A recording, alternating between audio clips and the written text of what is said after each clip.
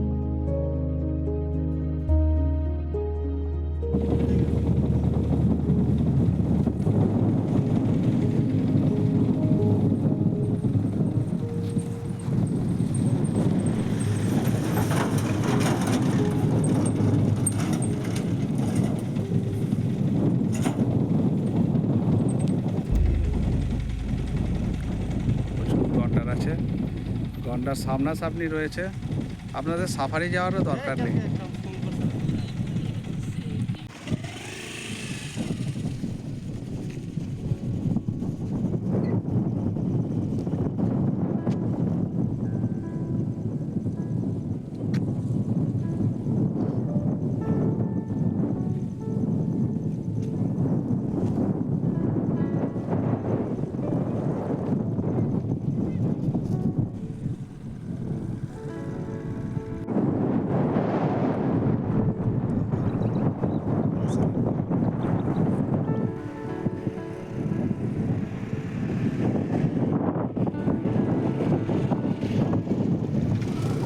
গন্ডার এখানে আছে, আপনারা এলে দেখতে পাবেন। এখানে সাফারিও করা যায়, কিন্তু রাস্তার উপর থেকে আপনারা গন্ডার দেখতে পাবেন। জঙ্গলে বাইসন দেখতে পাবেন, দূরে বাইসন আছে, প্রচুর প্রেমিক পাখি।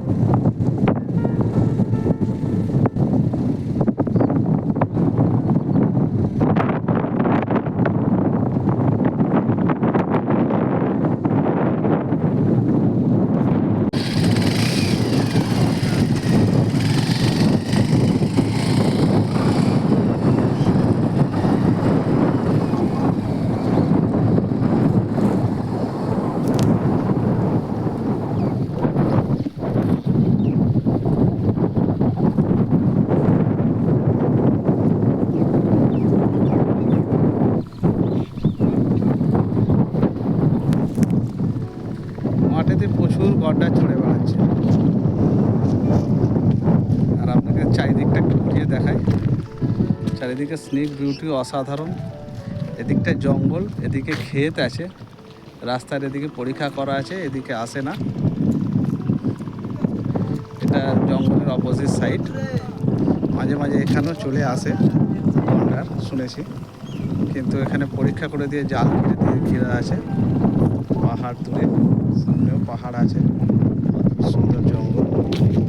জঙ্গলের মধ্যেই গন্ডার দেখতে পাচ্ছেন।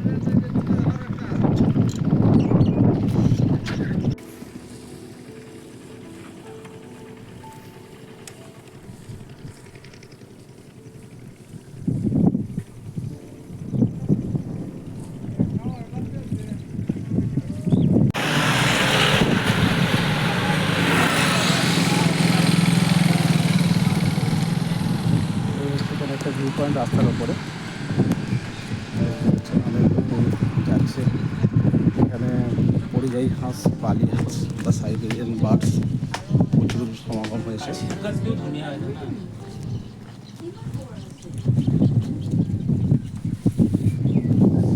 অনেক দূরে আছে, বার্ডসগুলো দেখানো যাচ্ছে না ঠিক মতো, কিন্তু প্রচুর সাইবেরিয়ান বার্ডস এখানে এসছে।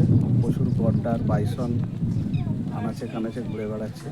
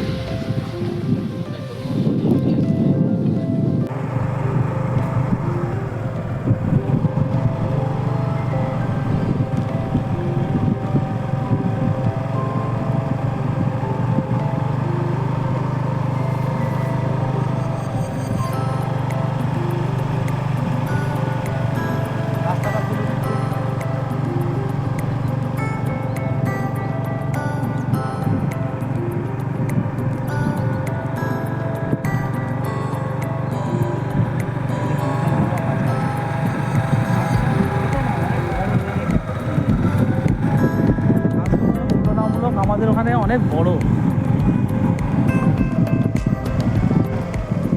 সব পরিযায়ী হাঁস, সাইবেরিয়ান, সব সাইবেরিয়ান। ঠান্ডার সময় চলে আসে সাইবেরিয়া থেকে, আবার যখন এই বসন্তকাল পড়বে এরপরে চলে যাবে। আর দেখি वो जो दिखाई पड़ता है वो सब राइनो है। वो जो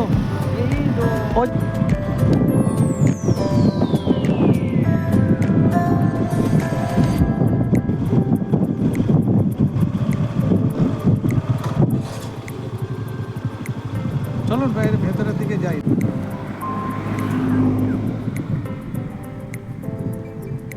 দেখে আমাকে দিন।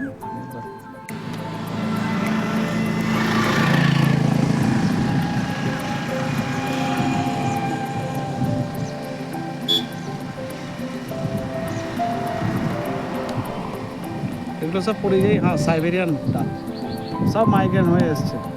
আবার এই শীত শেষ হয়ে যাবে, ওখানেও ঠান্ডা কমে যাবে সাইবেরিয়াতে, আবার সব বেরিয়ে যাবে। এই রাস্তা থেকে আমরা জঙ্গলের দিকে ঢুকছি পায়ে হেঁটে, কোনো রকম গাইড ছাড়াই। জানি না উঠতে পারবো কিনা।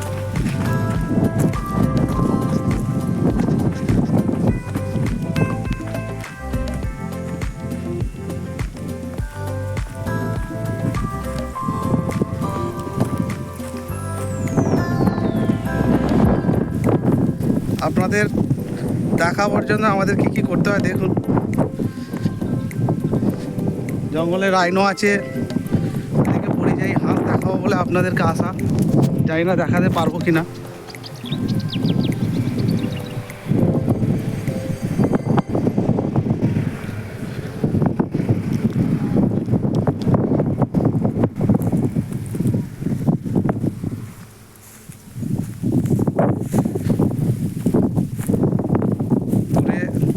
রাইনো আছে, এখানে রাইনো নেই, রাইনোটা একটু দূরে আছে।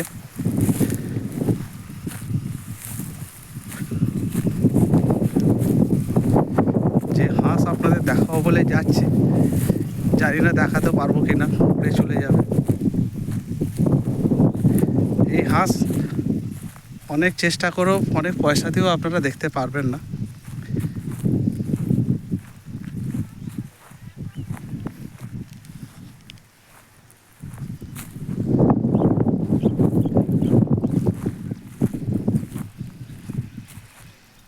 দেখতে পাচ্ছেন দূরে কিছু বড় হাঁস আছে, পরিযায়ী হাঁস, যারা আমাকে আস্তে আস্তে দেখতে দেখতে সরে যাচ্ছে।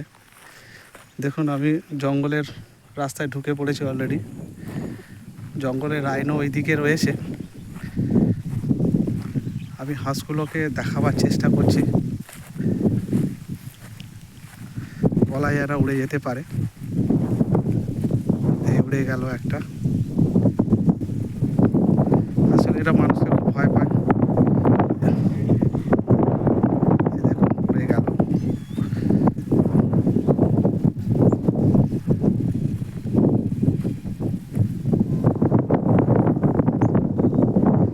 রাইনো দূরে রয়েছে।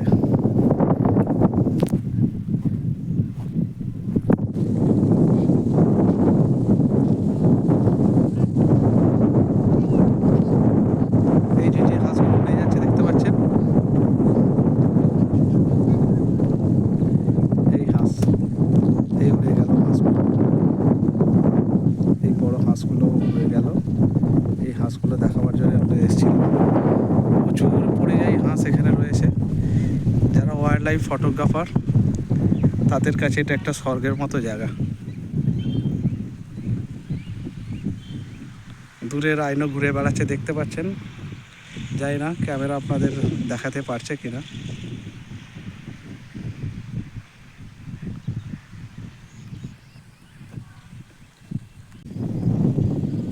এই দেখুন পাখি উড়ে যাচ্ছে।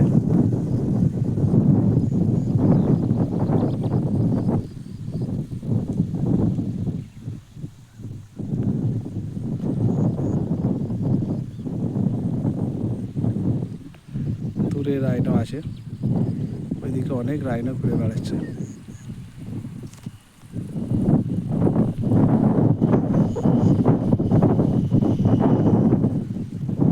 এদিকেও দেখুন কিছু পাখি উড়ে যাচ্ছে।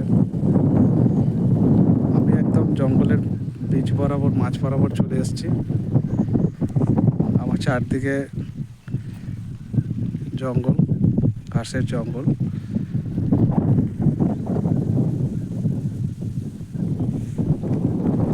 দূরে রাইনো আছে, পরিযায়ী হাঁস আছে, ডিয়ার আছে, কিন্তু আমি ডিয়ার এখনো পর্যন্ত দেখতে পাইনি।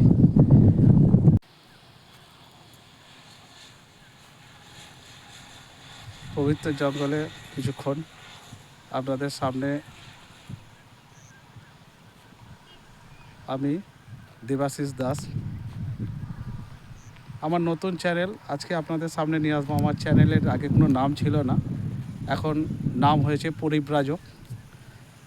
পরিব্রাজক আপনাদের ছোট ছোট জায়গার সন্ধান দেবে, বিভিন্ন জায়গায়। এখন যেহেতু আমি আসামে আছি, তো আসামের ছোট ছোট নাম না জানা সেই সব স্পটের সন্ধান আমি দেবো, যেখানে আপনারা আসামের বিভিন্ন আনএক্সপ্লোর জায়গাগুলো দেখবেন। আপনারা সেখানে কিছু সময় কাটাতে পারেন, গুয়াহাটি থেকে সবই কাছাকাছি হবে। তো পরিব্রাজকে আপনাদের সবাইকে স্বাগত। এরপর থেকে আমার চ্যানেল আপনারা পরিব্রাজক হিসেবেই দেখবেন। পবিত্র জঙ্গলে, পবিত্র আসাম বলে আমরা ঘুরে বেড়াচ্ছি। এই যে সাবধান বলছে, এখানে মনমহিষ পার হওয়ার জায়গা এইটা।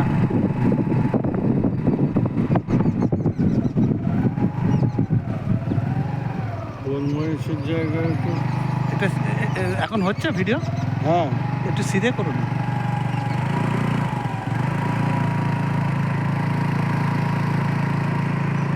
এই তো বনমহিষ পার হওয়ার জায়গা।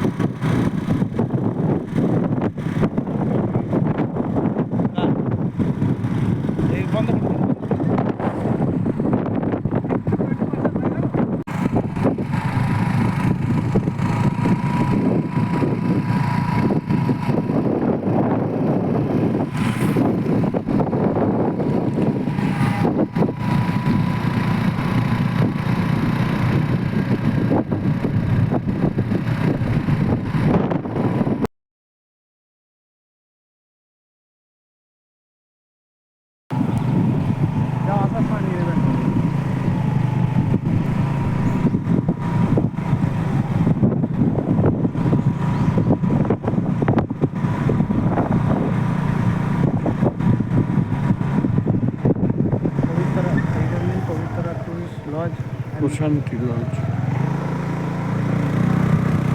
এটা বোধ হয় ট্যুরিজম। কাজিরাঙাতেও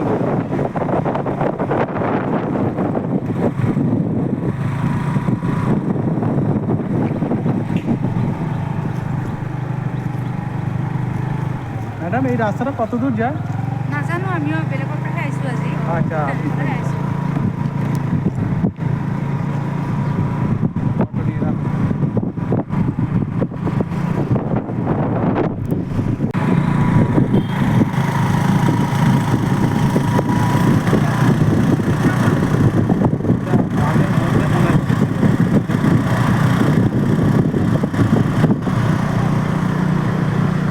এইখানে আবার রিসর্ট, খাবার জায়গা আছে। খাওয়া দাওয়া করবেন? বাবা এখানে এখানে হেভি খাওয়া দাওয়ার জায়গা, হ্যাঁ হেভি খাওয়া দাওয়ার জায়গা আছে। চলুন না খাই। একদিনে খরচা হবে এখন। এখানে একটা হ্যাঙ্গিং ব্রিজ আছে, হদুক ওলমা সেতু।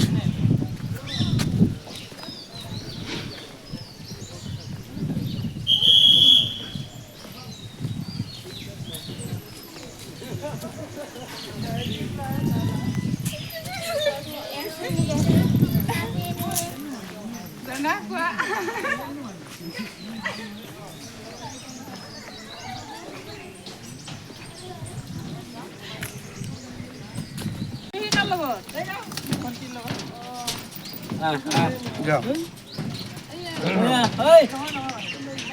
হ্যাঙ্গিং ব্রিজ, এটা পবিত্র জঙ্গলের মধ্যে একটা দেখার জায়গা। আপনারা এসে কিছুক্ষণ সময় এখানে কাটিয়ে দিতে পারেন। সামনে টুরিস্ট লজ আছে।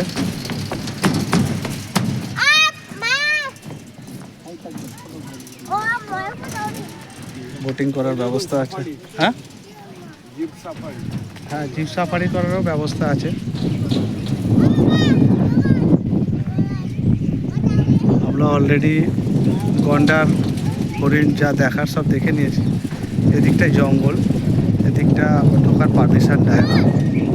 আপনারা চাইলে, যদি আমার মনে হচ্ছে ওটা বন বাংলোর, বন দপ্তরের, অসমিয়া গভর্নমেন্টের ওটা বাংলো, যেটার মধ্যে আপনারা থাকতে পারেন। থাকলে আপনারা বনের পুরো, জঙ্গলের পুরো ভিউ পাবেন। আমি এখন যে রাস্তাটার মধ্যে দিয়ে এলাম সেটা পুরোটাই জঙ্গলের মধ্যে দিয়ে আসা।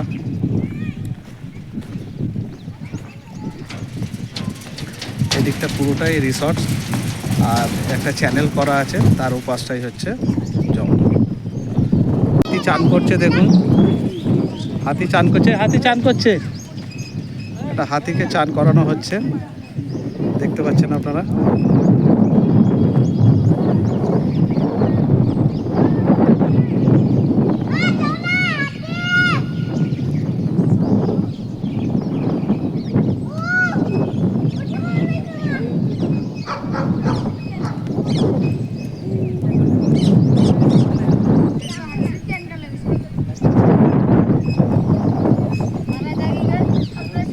এই হাতিটা উঠে পড়লো আস্তে আস্তে জল থেকে। অদ্ভুত জিনিসের সাক্ষী আমাদের হতে হচ্ছে।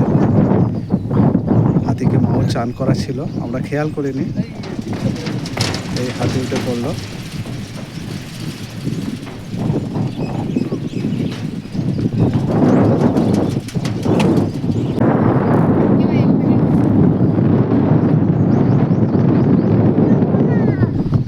দেখতে পাচ্ছেন সাফারির গাড়ি এইটা দিয়ে যাতায়াত করে। আর এটা হচ্ছে ওটাই, আপনারা চাইলে এখানে রাত কাটাতে পারেন। শীতকালে খুব সুন্দর লাগবে।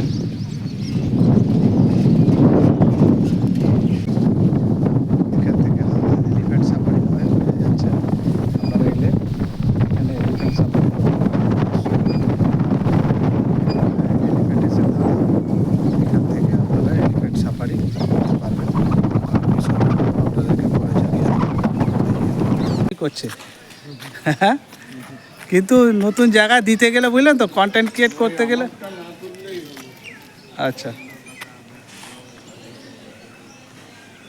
এখানে পবিত্র অভয়ারণ্য, এখানে অফিস আছে দেখতে পাচ্ছেন। এখানে গন্ডারের একটা প্রতিলিপি করা আছে, আপনাদের দেখাই। এটা অফিস, এখানে ঢুকতে বারণ করা হচ্ছে, নাও মানে না ঢোকা অফিস। এখান থেকে এসব হাতির এগুলো রাইডিং এসব এখানে করা হয়। বনাঞ্চলিক বিষয়ক কার্যালয়, এখানে আপনারা জানতে পারবেন কোনো কিছু ইনফরমেশান। আর এখানে প্রচুর রিসর্ট আছে, খাবার জায়গা রিসর্ট ভর্তি। আপনারা এখানে চাইলে থাকতে পারেন, খেতে পারেন। হ্যান্ডিক্যাপ্টের মেলা আছে।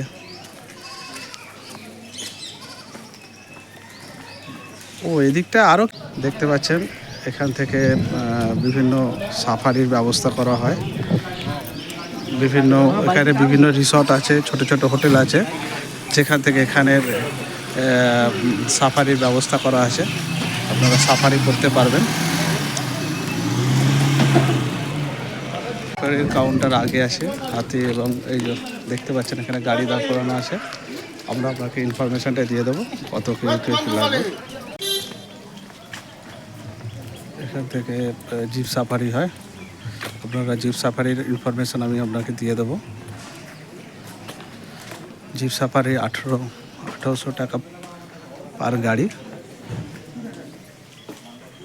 জিপ সাফারির সঙ্গে 1800 টাকা করে। ফর 1 পার্সন 365 টাকা, ফর 2 পার্সন 430 টাকা, ফর 3 পার্সন 495 টাকা, और फॉर 4 पार्सन 560 টাকা, ফর 5 পার্সেন্ট 625 টাকা, ফর 6 পার্সেন্ট 690 টাকা। এই হচ্ছে সাফারিরে জিপ সাফারির ফেয়ার। রুপিস 1800 টাকা to be paid to jeep safari owner association.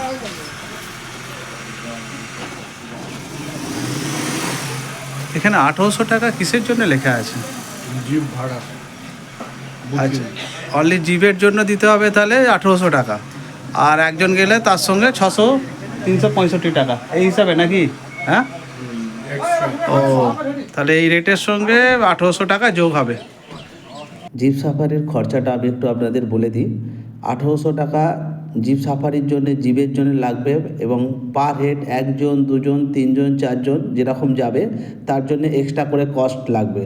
অর্থাৎ 1800 টাকা প্লাস 1 জন বা 6 জন সর্বোচ্চ যেতে পারে, সেই হিসাবে কস্ট হিসেবে আপনারা যাবেন।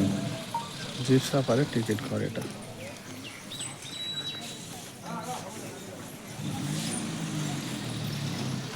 জিপ সাফারি এইখান থেকেই হয়, আপনারা দেখতে পাচ্ছেন।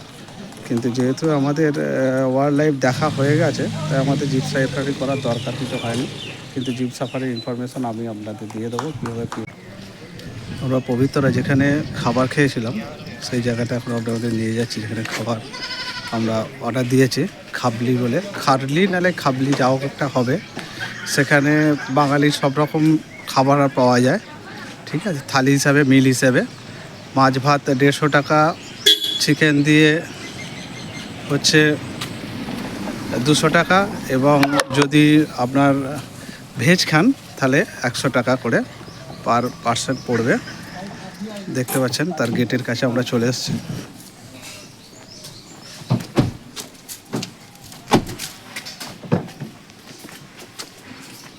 এসে খাবার জায়গা আমাদের দিয়ে দিন না। আচার হবে নাকি? এসে হোটেল খুব সুন্দর।